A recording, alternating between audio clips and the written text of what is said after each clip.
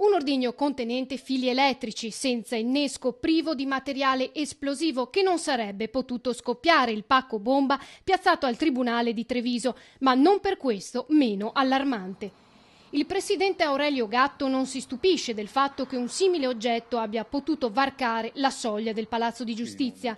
Non c'è stato in concreto nessun pericolo, però c'è stato un consistente allarme, c'è stato il fatto che l'attività è stata appunto interrotta. E intanto questo scherzo, si fa per dire, accompagnato da tanto di telefonata anonima che annunciava l'esplosione dell'ordigno, ha bloccato le attività del Tribunale per oltre 2 ore. 2 mesi fa stesso fatto, ma allora perché non sono scattate misure straordinarie per affrontare la sicurezza? In parte perché all'interno del palazzo non vengono svolte solo attività di contenuto giudiziario che verrebbero rallentate in presenza di sistemi di controllo stringenti, spiega Michele Dalla Costa, procuratore della Repubblica di Treviso, e poi perché non c'è nessun controllo.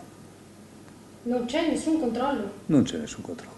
Credo che ci sia un solo carabiniere per tutti i 5 piani del palazzo. Insomma, niente fondi del comune uguale a impossibilità di riuscire a garantire sicurezza adeguata all'interno di uno stabile delicato come il Palazzo di Giustizia. Di questo abbiamo già più volte parlato con l'amministrazione comunale, che è quella che deve mettere a disposizione i locali per l'attività, solo che anche lì ci si scontra con le regole di bilancio, divieto di nuove locazioni, divieti di acquisti, i fondi sono quelli che sono. Se non altro, visto che del problema si era occupata perfino Striscia la Notizia 10 anni fa, ricorda il sindaco Giovanni Manildo, il primo cittadino assicura: noi abbiamo la voglia di affrontarlo in modo serio, lo stiamo facendo.